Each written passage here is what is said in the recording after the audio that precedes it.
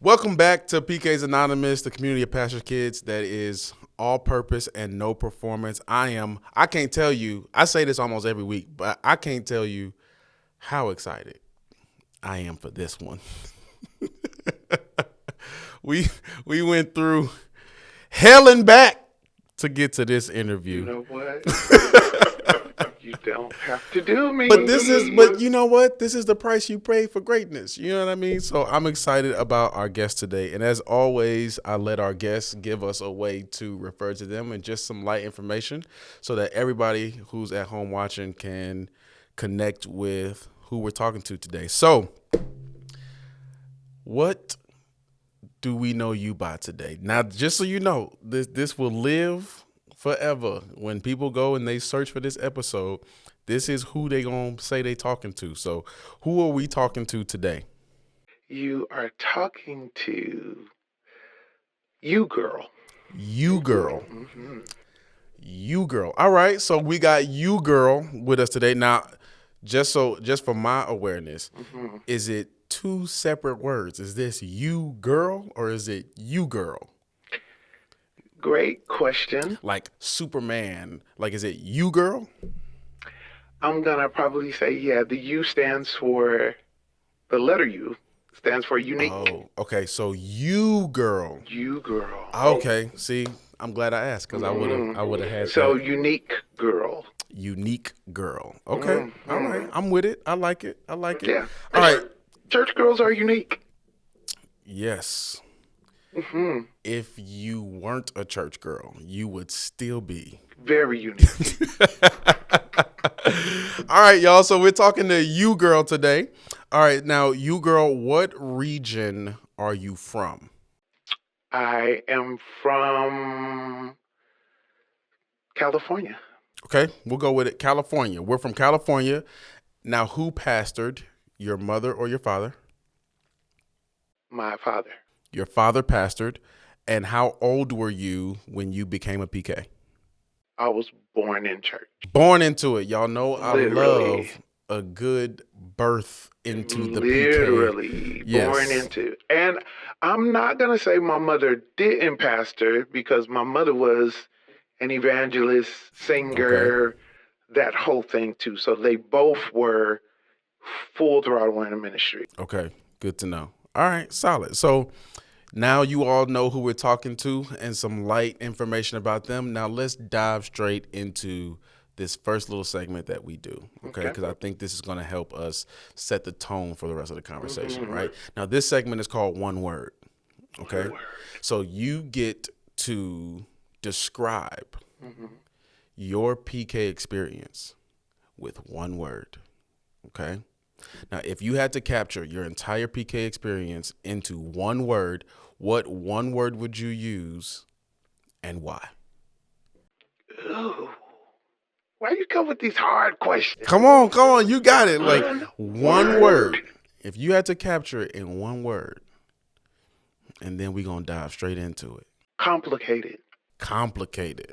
Okay, so we've got a father who's pastoring, a mother who's full throttle into it. What were you experiencing during those formative years that made this complicated? I think the entire process, or just being a PK, is complicated. Yes. Because you have the honor. I want to say it that way because I do think it's honorable to be a pastor's kid. Okay. Yes. So you have Concur. the honor of being, a shepherd's child, but you also have the burden Yes. of being a spectacle to the people. True. Also, whatever is going on internally with your household or whatever. Yeah. So to me, complicated that's why I picked that word because it can be easy or it can be complicated. Yeah. Well, even our version of easy is still complicated, but you brought up dynamics even within the home. So you, like, your parents, you're not an only child. No. So how many siblings do you have? 7. Ooh, Jesus. All right. So you have 7 siblings. Okay. And blended family dynamics. Okay. So there's multiple sets of children, Okay. It's even more complicated. even more complicated, Okay. right? And so, Okay, so talk to me, because I had a guest on here, and he was actually from the Midwest, and their blended family dynamics were very interesting. So, when you say your father pastored and your mother was full throttle in the ministry, these are both your biological parents. yes, Okay, so where did the blendedness come in? the blendedness came in. Um, there are two sets of kids, or there are multiple sets of kids Ah, okay, before it got to my mother being got the you, spouse. I'll got say you. it that way. So your father had other wives before? Yes. Okay. So what number was this one? My mom was 3. Mom was 3. Yes. Okay. And your father fathered children with both wives before this one. Yes. Okay. Now, how many siblings were with your mom and dad? 2. 2. Okay. And then everybody else was part of previous relationships. Okay. Now, how close was everybody? I mean, we were pretty close. Uh, my household was one of those, we're not doing the whole step, Okay. thing. This is your brother. Yep. This is your sister. Yeah. This is your. Yeah. So we didn't do a lot of that, but, there were seasons where we would be all together, and there were seasons when there would be a shift. You know what I Yeah. mean? So it would be like, oh, okay, so and so is here. They're Yeah. living with us right now. Oh, okay. Okay. They're not. Yeah. So just seasons of that. Mm-hmm. In addition to various members not having somewhere to live and needing Mm. to come stay with us, Yeah. or, all those dynamics. Yeah. Family members that are not, siblings Yeah. needing to place. Yeah. So just like, I felt like our household was always an open door, Mm-hmm. an open revolving door. Yeah. Lots of people, weird ones, Mm. crazy ones, Yeah. interesting ones, going Yeah. in and out How of did that you? door. Yeah. So talk to me about that door and how the young version of you felt about this revolving door in the house. And let me say it like this. I only heard stories of that sort of existence with my great grandfather. By the time my grandfather, they all had his number and his address, but nobody ever stayed with him. By the time I got to my dad, didn't nobody stay with us. And he might invite people over to the house, but that was never an experience that we had, but it's experiences that I heard about. And I can only imagine what I might have felt, because I already felt like we shared too much with the members. So talk to me about that for you. You're sharing your home with members. Some of them are just off. Literally off. Yeah. I mean, on one side, great hospitality, right? Yeah. Definitely, I'm going to say country hospitality, Yeah, to the extent of, oh, baby, you ain't got nothing, come on over and Yeah, stay yeah. in my house. Now you talking about California. California ain't country. True, but my parents are from the South. Okay, And all I'll say right. it that 'Cause I'm way. about to say, Yeah. y'all know. I'm like, okay, so we My there, parents we are there. from the All right. South.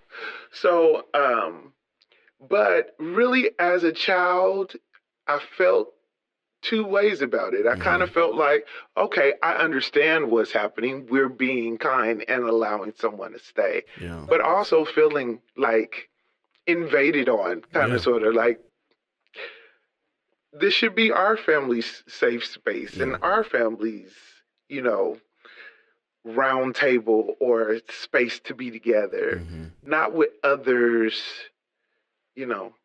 I don't want to use intruding, but I don't have another word that's better for it. Yeah.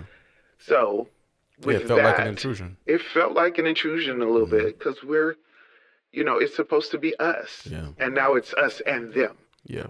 And not just at the church, like you said, but now it's us and At them home. I here. can't get away from these people. There's no getting away from them.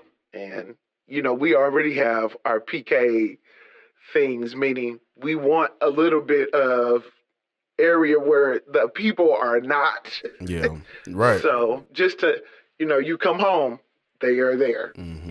You go to church, they are there. It's Mm-hmm. like, is there anywhere Is there anywhere? where Yeah. they're not there? Yeah. And then depending on like how close maybe you went to school within the community where your father pastored or where you were in ministry, or even sometimes just how well known in the region your parent is, you can't even go to school Oh, for without, sure. you know what I mean? For sure. So is that something that you experienced too? For sure. Yeah. For sure. So you can't For get sure. away anywhere. Yeah, no. And most of the people that, are in my age bracket or were in my age bracket, Mm-hmm. all of us went to school. We went to church together. Mm-hmm. So that means we went to school together. Yeah.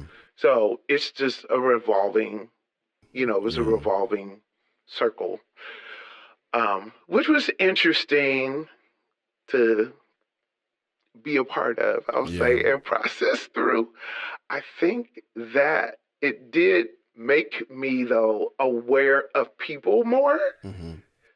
in one side, but it also makes me like aware of people more. Yeah. Yeah. I don't know if that makes sense What of did what I just said. no, and we about to hit on it. So what did that young version of you learn about people? Mm.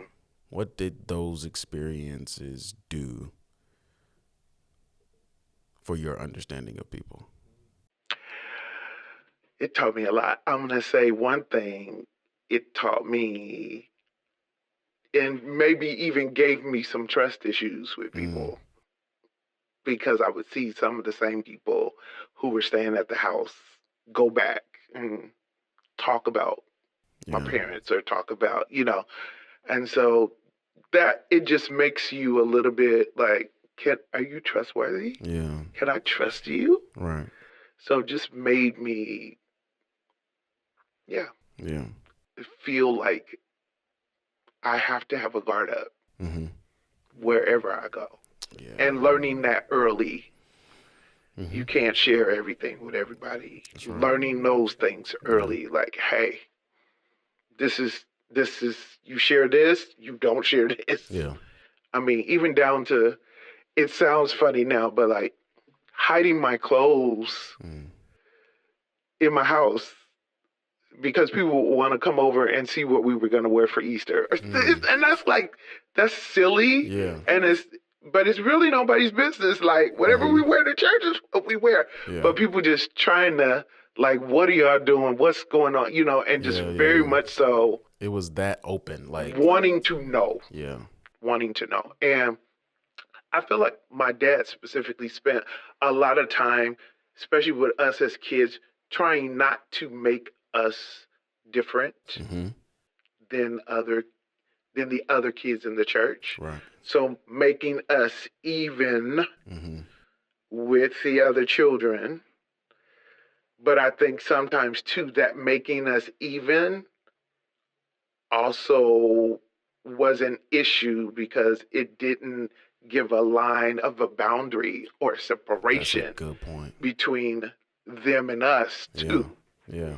So everything is, it just this lateral thing. So, that can be interesting because at some point there should be a separation of where Absolutely.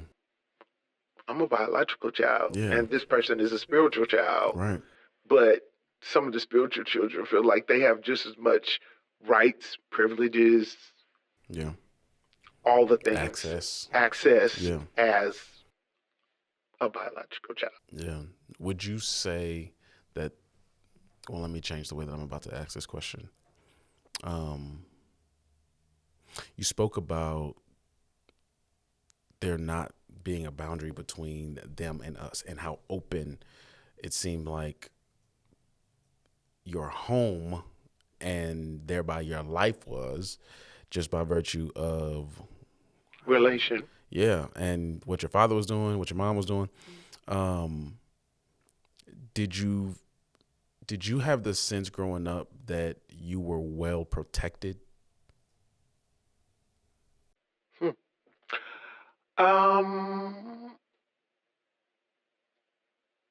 I would probably say yes on one side, no on the other. Okay. Talk to me about these sides. Hmm. Yeah, on one side, like I felt like my parents were very protective as far as like, hey, we got you guys, you're covered, Mm-hmm. all of that. But on the other side, I feel like they can't really protect you Mm-hmm. from what's happening outside of their eye view. True. So, and I feel like as PKs, more things happen outside of their eye view Yeah. than in their eye view. Mm-hmm. I feel like people do a lot of pretending Oh, for sure. to pastors and for pastors Mm-hmm. for approval and all of that stuff. Mm-hmm. But when they're not, you know, in having them as an audience Yeah. and they're just dealing with the kid, Mm-hmm. it's different. Oh, yeah. Like, I remember being a child, like people would give, I had a younger brother. Mm-hmm. And so I'm a different kid. I was different even as a child. Mm-hmm. You, girl, right? I was Yeah, unique. you girl. But I wasn't one, you give me $1, guess what I'm gonna do? I'm gonna say thank you because that's what I was taught to do. Mm-hmm. I'm gonna stick it in my pocket. Mm-hmm. I'm gonna go on my way, Mm-hmm. right? I'm not advertising it or anything. I had a younger brother who was he was young, so he was different. Mm-hmm. He'd get $1. Mm-hmm. Mommy, Daddy, look what they gave me. Yeah. And so even at that point, I started to see the dynamics of, oh, y'all are giving things to him because he's running and telling. Mm. And at a certain point, I wasn't getting stuff because I didn't tell. So I would just stick it in my pocket and go on about my business. But it's like, let me be, Yeah. I'm aware. Yeah. Like just an awareness early on of, okay, I see these dynamics. Yeah. I see what's happening. I see. And then lack of protection, I would probably say, if anything, I mean, they can't protect you from what your friends say, or especially as a child. Or I what their think parents say. in their in your formative years, I remember actually, I overheard this or somebody told me later that because my mom dressed me well, put me together well, the whole idea was, oh, well, she's going to be a prostitute or something like that, just because of how taken care of, I'll say, that I was, or in presentation, right? How does that? I mean, never mind. That I'm saying, so I hear this, right? And it's like, because I'm well kept. well kept, but I really think that church people, and I want to say it that way, or members of congregation, they have no idea what they're sowing into None. the lives of pastors' kids. Mm-mm. They don't know. They don't know what we're sitting with. They have no idea. So even these overhearings, right? Like things that may not have even been meant for us, but that we know about. Right. Right. And you still have to honor and respect these same people. Yeah. Because if you don't, then you're penalized for not honoring and respecting, even knowing the truth that you know about them. Exactly. And what they think about you. Right.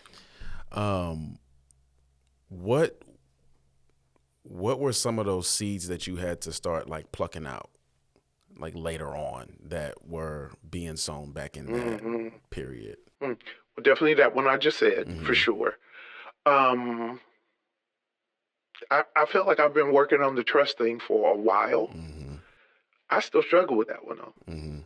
Full transparency and honesty. Yeah. When I'm meeting you for the first time, I do not trust you for nothing. Yes. Just 100%. Yeah. Like, trust for me definitely has to be earned. Yeah. And I got to see that I can trust you with information, with anything, even with myself. 100%. Because I'm not giving you nothing. Absolutely nothing. And if once trust is broken, Yeah. I have a hard time just, immediate comeback. My forgiveness takes a little moment. I'm gonna just be honest with it. It takes a little moment. I go, okay, I'm working through it and I'm working on it. I'm not quick with it. It takes me a little bit of time to get through it. Another seed I would maybe say is insecurity a little bit. Yeah, insecurity. I can say that one. Because I think there is this like internal struggle of the whole PK standards, I want to say. Like, you have to be perfect. You have to be this, da da da da. And internally, am I perfect? Do I have it? Do I not? Da, da, da. You know, so dealing with some of that. Those three I would probably say are major ones. Of course, there's still, little seeds that pop up that you didn't even know you had. True. And they start showing up and you go, oh, is that what that is? Absolutely. I want to talk about this trust one for a second. Because I know for me, and I don't know, maybe y'all too, y'all put it in the comments, but I know that I am really good at making you feel connected with, but not connected to me. Like I'm good at it. Like I'll talk to you and you won't know nothing about me. Why are you outing me? I'm just, you know what I'm saying? So I'm right here me? with you, right? So we're here and y'all are probably here too. So, and I feel like for me, I don't know if this is the case for you, but for me, I attribute that wiring to my being a PK. Absolutely. Like we had to move around in the spaces while still having somewhat of a guarded, protective nature about our families and even the church itself. So when it comes to this whole trust thing, did you experience connection in your church community, or did you find it someplace else? Because trust is really hard. Like, where did you find pockets where you could trust people growing up, or did you? I'm going to say that I had family that I felt like I could trust. Okay. Right? So there was family, but outside of family, there may have only been one or two. Yeah. And I may be pushing it with past that. You have the person in the church that babysits you. You know what I mean? That person knows all of everything anyway because they in your house with you. But I'm saying besides one or two, I don't think it went any further than that. My I would say biggest source of trust was probably like my aunts, my close communal family. Yeah. But because I mean, you never. If I share something, I have a childhood experience of I was in junior high and doing something silly. Junior high, that's what you do, stupid stuff. Yeah.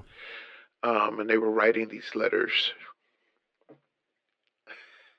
and so chain letters, I think is what they were called. Okay. You remember the chain letters? Yeah. So, because I am a PK, right? But I am still a young person. Sure. So I want to say this, and I'm come back to my story. I think that sometimes we forget that pastors' kids are still kids. Very true. And essentially, they just want to be normal. Yeah. And be regular and belong. Absolutely. So, depending upon which Reformation you grew up in, depending upon how normal or all of that. So that you girl, that unique thing started way early for me. Like I couldn't wear pants to school. So just everything was a stick out or a. How many jean skirts did you own? Oh. I have cousins right now who are like, burn them all. But I actually still have quite a few. I Okay. still have a lot of them because for me, it's a little bit nostalgic. Because Yeah. now, as much as some of this was, I would say, formative on one side, maybe hurting me a little bit on another side, Mm-hmm. I also look at the fruit of it. And I Sure. do feel like there is some good fruit that comes out of some of the pain. Sure. Sure. And so for me, I'm like, I'm not burning the jean skirt. I can still respect it Mm-hmm. because really what they were trying to teach us was a standard of symbolism of being Yeah. different for yourself. They just used these rules and laws to do it, Yeah. which probably wasn't the ideal way. Mm-hmm. Probably would have been better to teach me relationship with the Lord so Yeah. that He can guide my Yeah. outfit options. Right. But It's better to teach the principle of modesty and not legislate it. Yeah, 100%. I think the legislation makes it easier. Oh, You know so what I much mean? It's easier. just like, Don't do this. don't Don't do do this, that. don't do this, don't do this. Yeah. So I had to learn from my own self why I wasn't doing things, Right. right? But still dealing with as a child in a place where everybody wears pants or Mm-hmm. everybody does. I mean, you stick out like a sore Oh yeah, thumb. absolutely. Absolutely. And if it's already known that you're a PK, then there's already like that added label You that already got that, makes you stick out in their mind already. So hmm you just add fuel to the fire when right? you So show up now looking different. I'm trying to prove that I'm normal by Mm, participating in this letter situation. mm-hmm. Take the letter, put it in my pocket, Mm-hmm. go. One of the saints or somebody picks us up. Mm, The letter falls out of my pocket. mm-hmm. They immediately pick up the phone. What do? They call. Yep. So now I'm in a world of trouble. Yeah. What did the letter say? What was in this chain letter? That's what I want to know. That's what the people want to know. What was in Listen, this we're letter? not going there, okay? We gotta go there because Just I mean, all I Why did, is I'm gonna just say this. what? Any cuss words that was in there, I put a line. I didn't write the word. I'm gonna just say that. Uh huh. But you could fill in the blank. Like if you picked Yeah. up the lead, you knew. Sure. You knew what was going on. Mm-hmm. But yeah, I just take moments like that, and I'm like, man, that could have probably been handled so differently. Mm-hmm. What if they just would have sat down with me and said, you probably shouldn't do this, da da da da da. Versus, I felt like it was just an opportunity to tell or to have something Yeah. to be in the ear and the space and the Mm-hmm. way of Absolutely. the pastor, or Mm-hmm. you know. Absolutely. So trust is still a thing. Like I Yeah. said, it's a thing. I'm not gonna act like it's not. Mm-hmm. It's a thing. The connection piece when you said it is I've had friends to tell me Mm-hmm. like I feel like we're best friends, but I don't feel like I'm your best friend. Mm-hmm. Yeah. And so when you said it, I was like, oh my Mm-hmm. gosh. Yep. Um, Or they'll say, I feel like you know everything about me, but I don't know and I love you, anything but I about feel like I you. don't know nothing about you. It's like, well, you know what? And you know something? When I'm having those conversations, I will struggle to find something that I feel like they don't know. Hmm. I'm like, no, but you know you know everything. me, You right? know me. So it's like there's a certain depth I feel like Hmm.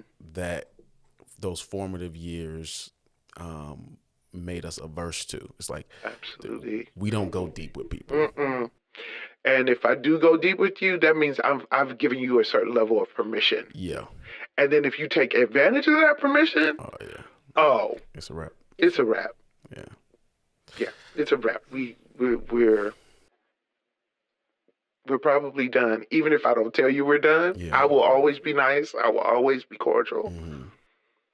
But we're We're finished. done. Yeah. So tell me how you, girl, managed her uniqueness in this environment? Because,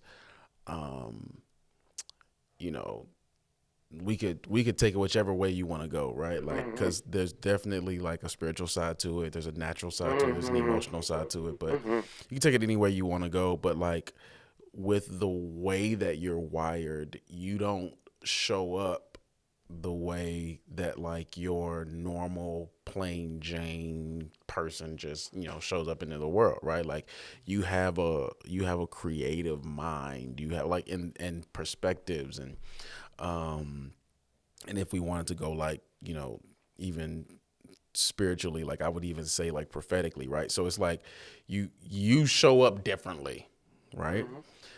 How did you manage that in this somewhat, I'm assuming, kind of probably more mainline conservative denominational affiliation, along with a community that sees you and your whole family as a resource, right? That they can continually, take from and be part of.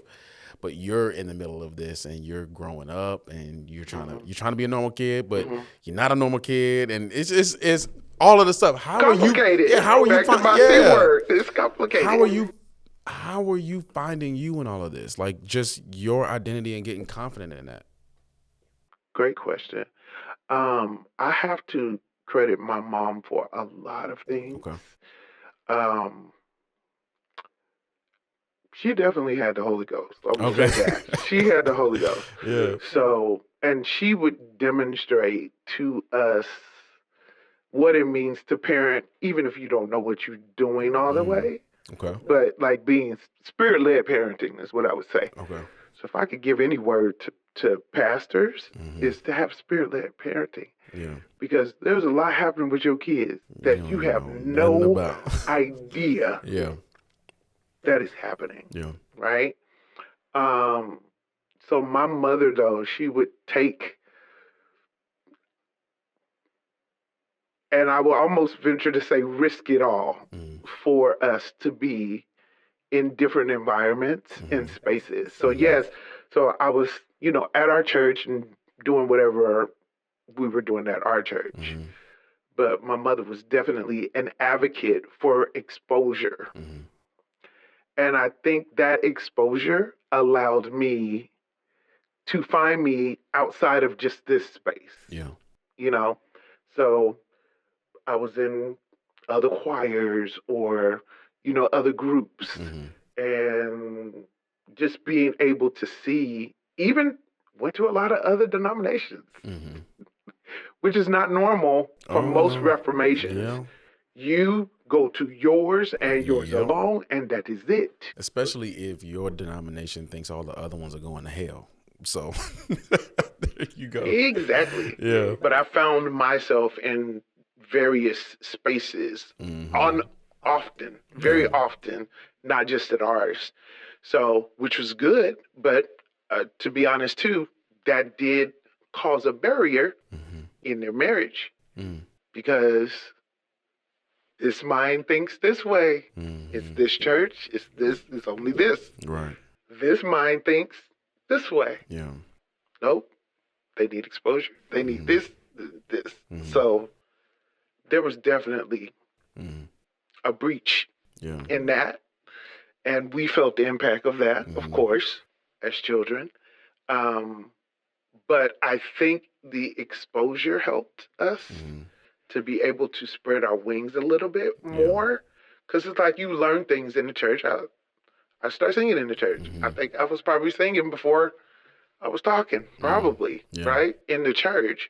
But then even branching over, even preaching, or even, just doing all of the stuff, they make you usher. They make you. Yeah, all of I've it. held every position in the church. There's probably nothing that I can't do in the church, probably. But what is the passion, or what are you called to? Yeah. I did not figure that out until way later. Way later. Because when you're in all of it and you know how to do all of it, well, yeah, I can do anything. Yeah. But what am I supposed to Exactly. do? what is my purpose? Mm-hmm. Why do I? And hey, I'm going to be honest too and say a little bit. I feel like I have it on one side, but I'm Mm-hmm. still learning it on another. Sure. Because I think you can limit yourself as to what your purpose is Oh, 100%. Or even what it looks like. or what it looks like. Yeah, So I've as you said, this exercise is it. my purpose and that's it. Mm-hmm. Could it be broader? Could there be more? Is Yeah. there more? Yeah. And are you running from the ghost of your past? Mm-hmm. Because I definitely ran from the ghost. I didn't want to do nothing Mm-hmm. but come to church and be saved. Yeah, yeah, yeah. That was my, I love the Lord. I'll come to church. I'm going to be saved. Mm-hmm. I want a regular job. Yeah. I don't want to work for Jesus. Mm-hmm. It costs too much. Yeah.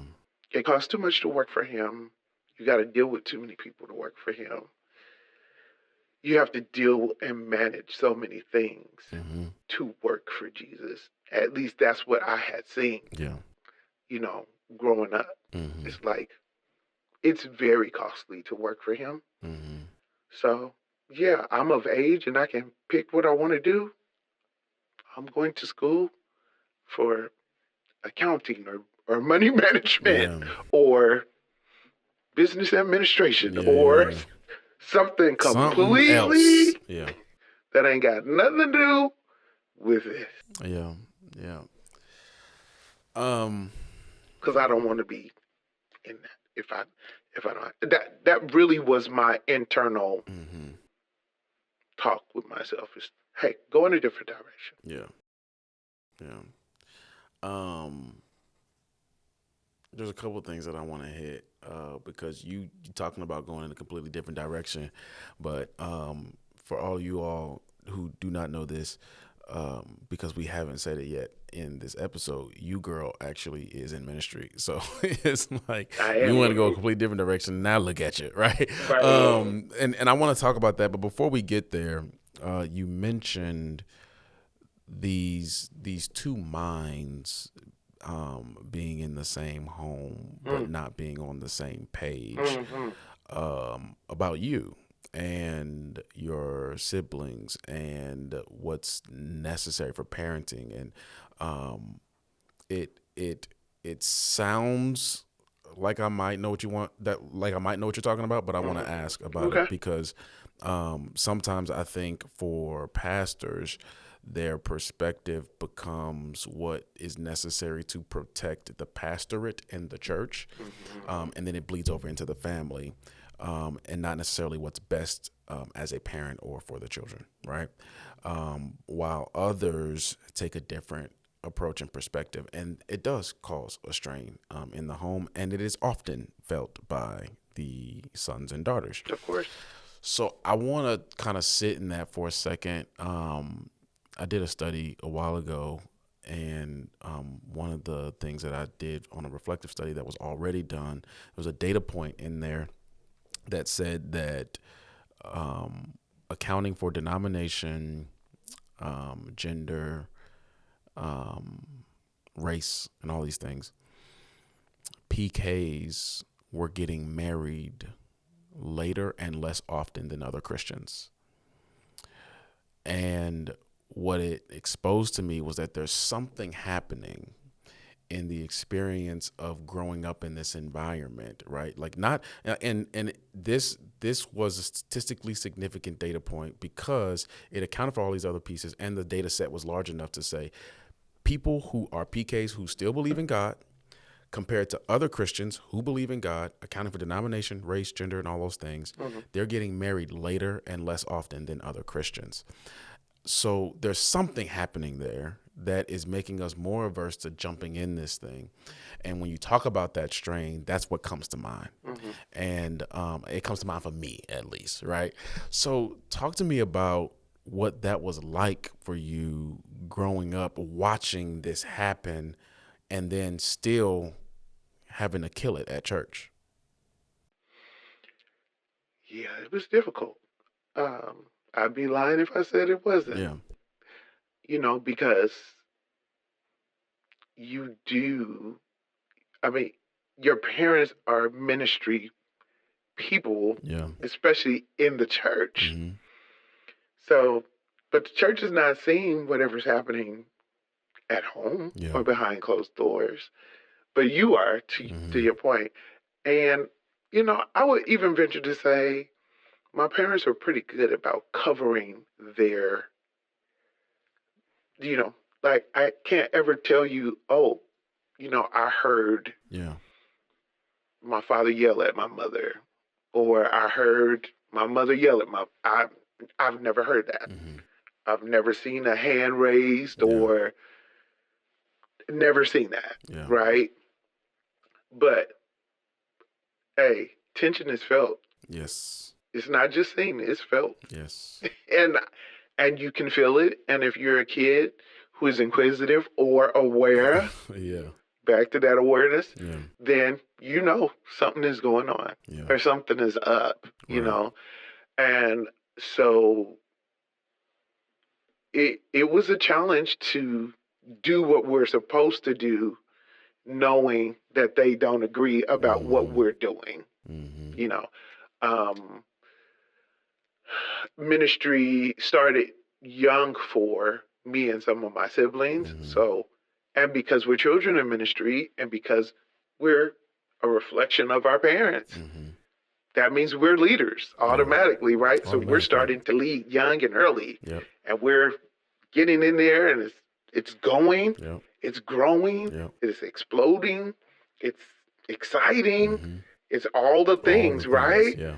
Like, but then when you go home, and I'm not talking about the house, I'm talking about even to the church, Mm. the eye towards it was very, I would say, negative and very like, y'all need to be doing all that. What's all that? Yeah. Why is all that? Versus, you would think, because it is ministry. Mm-hmm. We're doing ministry. Mm-hmm. We're just young doing it. Yeah.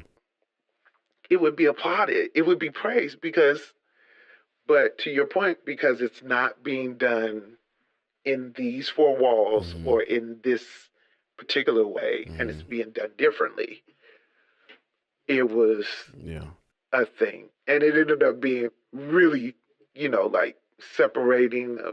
Some of my siblings didn't want to come back to the church anymore because it felt hurtful because it was over the pulpit. Some of Really? it was over the pulpit. And some of it wasn't even their own thinking, I don't believe, but I believe it was the whispers of the people Yeah. who had something to say about what was being done. Yeah. And that's the other thing. Who has the ear of the king Oh my goodness. is a whole Yeah. thing. Yeah. And if they have the ear in a way and they're speaking, your kids shouldn't be over there doing that. They should be at your church doing that. Why are they over there? All of that type of rhetoric is the word that's coming from me, then I think it just it makes it very, very difficult for, the child to make a decision. So I had to make a decision that, okay, God, I still feel like this is what I'm supposed to be doing. Yeah.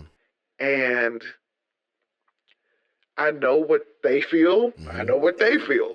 But this is what I feel. Yeah. So really, to me, it pushed me, I think, closer to God because it caused me to have my own relationship really fast. I'm going to say, like a little bit earlier. Because I'm like, yo, especially when you see your parents' flaws. Let me use that word, right? So everybody, there is no perfect pastor. No. And I'll be the one.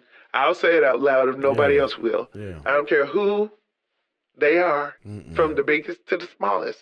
There is no perfect not pastor. a single one. So everybody got something. Yes. That they're processing. Yes. Right? So you see the flaws and all of that, but but you see the perfect parade too at church. Absolutely. And that's what I want to call it, the perfect parade, right? Yeah. And because so, let me please, jump in here. please. Because I know what type of denomination you come out of, Mm-hmm. it is also seen often that the pastor who has children is also the pastor of his home. And the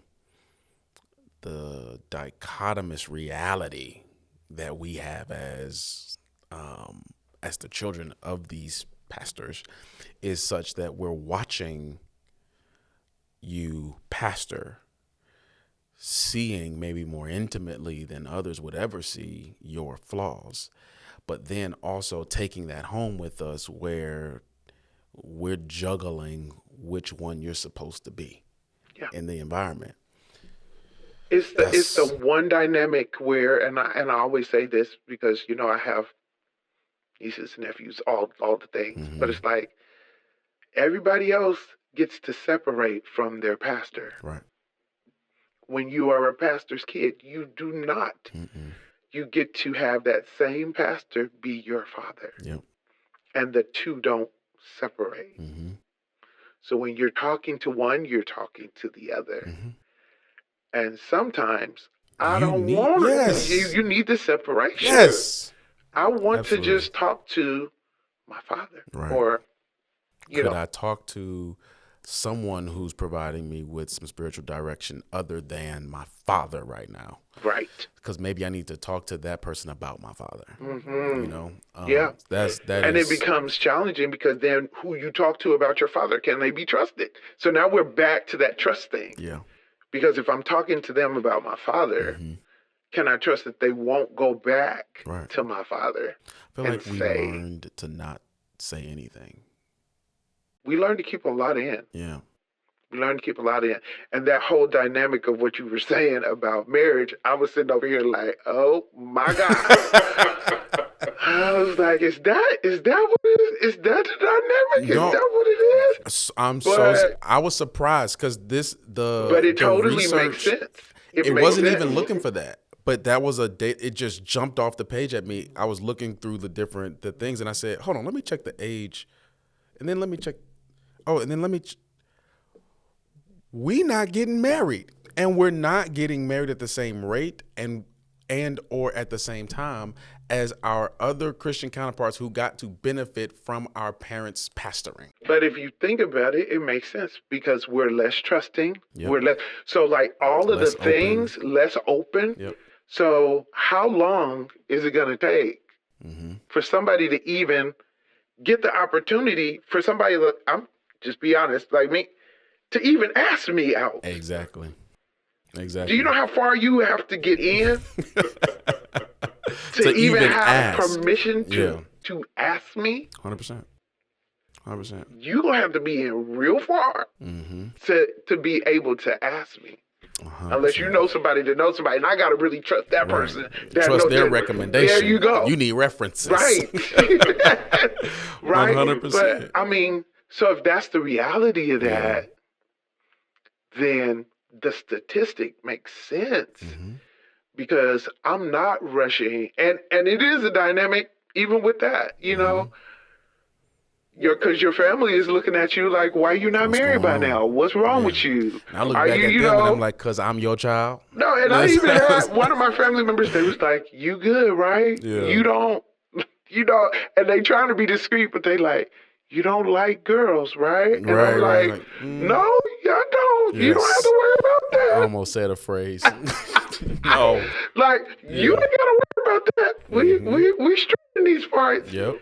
However, to your point, is whoever I'm going to be involved with worth all? Yes. Because they have to be worth. Especially with trust, it's like there you it have is. to be worth that risk. They have to be worth the whole risk. And if they ain't worth that, it's tough. Did you feel during those more formative years, I'm thinking like, maybe from a youth all the way through your early teenage or even teenage years, did you feel a stronger connection to your father or to your mother? Mm. And this is difficult. Um, it's a difficult question to answer. I'm gonna be honest with you Mm-hmm. because I am 100% bona fide daddy's girl. Okay. Yeah. 100%. Mm-hmm. Like, I'm rubbing your head, Uh-huh. Yeah. jumping in your lap, Yeah. hugging your neck. Mm-hmm. That's I'm daddy's girl. Yeah. You know what I'm saying? 100%. Mm-hmm. Um, but I'm also mom's best friend. Mm-hmm. Yeah. So when the ship got rocky, it made it hard for me Mm-hmm. because do I not be daddy's girl or do I not be mommy's best friend? And that your child should never have to choose. Right. Period. Mm-hmm. They shouldn't have to choose. They should always be able to be whoever Yeah. they need to be, Yeah. you know? And so I think that space for me, I had to really make, even as they were wrestling, I found myself wrestling and almost making myself responsible for what they were going through Yeah. in a weird kind of way. Mm-hmm. Although I know I wasn't technically, Mm-hmm. I felt like I was Yeah. because some of the things that were the points of contention Yeah. were connected and related to us. Yeah. So it's like, is this our fault? Mm-hmm. And then with that, so then now I'm emotionally spiraling Mm-hmm. because it's like, I did this or this is my fault. Yeah. We're in this situation Mm-hmm. because of, you know, Mm-hmm. whatever's happening. Yeah. And it's just, it's not a healthy place Yeah. for a child of any age, and I want to say That's to true. be, because I think sometimes the thought process is, oh, it's only when kids are little or only when they're teenagers. It don't matter how old they are. No. It don't That's still matter. mom. That's still dad. That's still mom. That's still dad. Yeah. And depending upon your relationship with, because I'm clear that, you know, every household, no matter how many kids it is, Mm-hmm. each relationship is very unique and Absolutely. different. Absolutely. Very unique and different with each parent, Yeah. right? So, I mean, with that being said, it's like, what do I do? And is there a side that I have to choose? Yeah. And I'll be honest with you, I feel like there were seasons where I did, like, I chose a side Mm-hmm. for a period Yeah. because I felt like I had to. Yeah. And then I would choose another, you know what I mean? So I Some felt like seasons yeah. it was just, you know, Yeah. and then I felt like I did finally get to a place, I want to say, in my more adult years where it's like, okay, well, I don't have to choose a side. I'm grown now, so I get to Yeah. make my own decisions. Mm-hmm. And I get to decide that I'm going to be there for both of my parents, Yeah. no matter where they are Yeah. in their season of relationship. Yeah. Yeah. I'm going to choose that Mm-hmm. because I love my parents. Mm-hmm. So I'm going to allow the love to override any of the other Yeah. ish that they're dealing with that I don't have nothing. Yeah. Like, I'm not even really involved in that. Mm-hmm. But my one purpose that I can say fully that I have, Mm-hmm. I purpose to be a daughter. Mm-hmm. I think sometimes, and you know, I'm all for the purpose conversations Yeah. because we need them. Absolutely. But I think sometimes we ignore the regular purposes that we just have that you come with. Mm-hmm.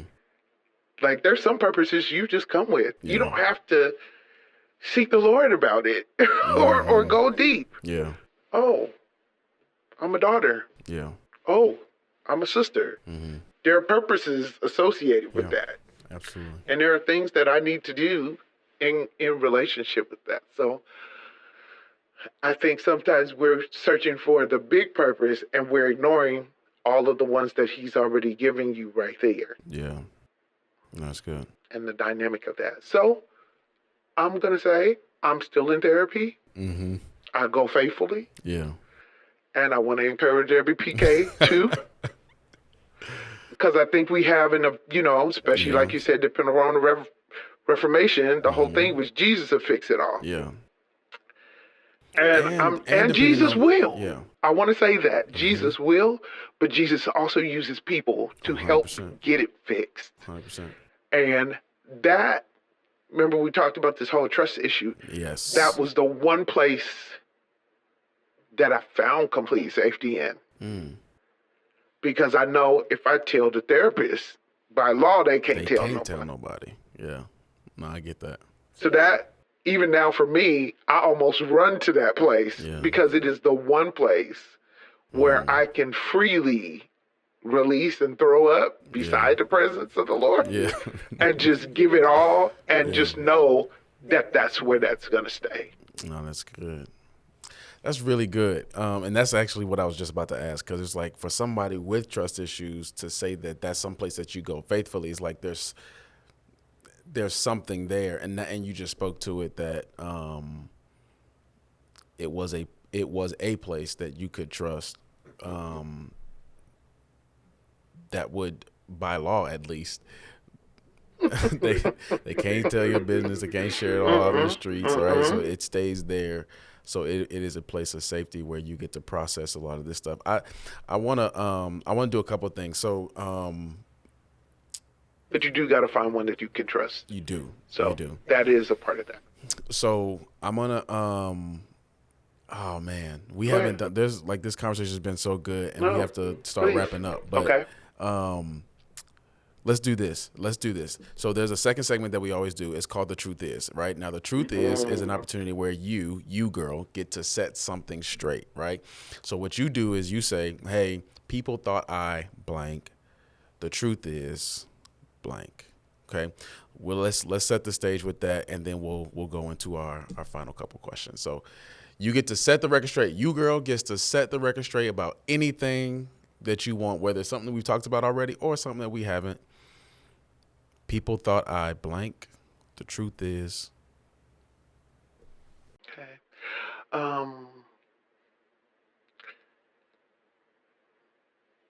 People thought that I was trying to be special. Really, I was born unique. Mm-hmm. I think also people think that pastors' families, try to do, I'm trying to figure out how to phrase it, try to separate or make themselves like grander or whatever that mind frame is, when really, to me, what pastors' families are, for the most part, probably trying to do is create some sort of privacy or boundary. Some sense of normalcy. Yeah. So I think really we just want to be normal. Yeah. So I would definitely say people, want to pigeonhole, especially PKs or kids. All of them are bad. Yeah. All of them are, like I said, I'm supposed to be a prostitute. You know what I mean? Like all of them are bad, and all of them are negative, and all of that. When really, pastors' kids just want to be left alone. They want to grow. Yeah. They want to be normal. And I think my last thing I try to give my nephews and nieces this. Like, if you're a PK, you're already born with a uniqueness on your life. Yeah. Or if you're born into a ministry family, with a uniqueness on your life. So I feel like we need to teach them more to lean into the uniqueness of who they are, so that they don't try to work so hard to be normal, because we're spending all of our wheels, some of us, our whole life, trying to be normal. Yeah. Yeah. I got siblings right now. They don't want nothing. They don't want to touch, see, breathe, nothing in ministry, right? Yeah. So they're running hard to be normal, but they're still who they are. Still who you are. Yeah. So You can't run away from you. you can't run away from you. Yeah. And I think we need to teach more our kids that it's okay to be unique. It's okay to be different. And it's okay to live your life different from the way that everybody else is living it. Yeah. But not do it with rules and standards and all of that, because that just makes it feel like a jail that wants to be broken out of. Absolutely. This is actually perfect. So, you girl, people have been listening to you. They've been identifying with your story. A lot of the stuff that you're sharing and the sentiments that you're sharing, they're like, yo, that's me, right? Take just a minute. Speak to a PK who's listening to you right now, who's like, yo, I feel everything that you're saying. What might you want to offer them by way of your own experience or things that even you might be working through? What would you say to a PK who's listening to you and is like, yo, I identify with that story? Yeah. I think I would tell that person just off a jump that you are uniquely made and you are exactly who you're supposed to be, no matter what, who, or anything has tried to tell you differently. Yeah. I will also say to that person that you may have some trust issues that you need to process through, but that's okay. Yeah. Like, it's okay to have those. It's okay to have to process through that, but make sure you're processing through it, like working on it. That's good. I would also say it's okay to sit in the tension of the honor of a thing and the challenge of a thing. Yeah, that's good. Because I think as PKs, we get the privilege of that. And I know I'm using these words like privilege. Yeah. It's actually a privilege to be able to sit in the tension of the challenge of being a PK, but also the honor of it. Because that means God chose you to be in that. Yeah. And to be chosen to be in that, that is a privilege. It is a privilege. It's a privilege even to see your parents, to be the ones who are close enough to see the humanity. Yeah. Yeah. But understand that they have a divine assignment. Yeah. And to live in the tension of that. Because we don't talk about that part. Right. It's like, no, they're still human. They still mess up. They still do things. There's humanity there that's being dealt with, but you get to see them operate in their divine calling and live in the tension of that. Yeah. And know the truth. No, that's good. That's good. The tension of the pain and the privilege. The pain and the privilege. See, that's the preacher in me just had. There it is. There it is. But listen, y'all. I hope that you all have really enjoyed You Girl. Listen, this is what I want y'all to do right here in this video. I want you to put in the comments what stuck out to you about You Girl's story and her words today. But I also want you to make sure you're jumping into the Discord community, connecting with other PKs. For all the PKs out there, connect with other PKs right there in the Discord community. Share about this and what stuck out to you and how it might even be helping you all. All right. Listen, if you're a PK listening, I want you to join us next week for another great episode. But I want you to remember, you're not alone and you never were. We'll see you next week.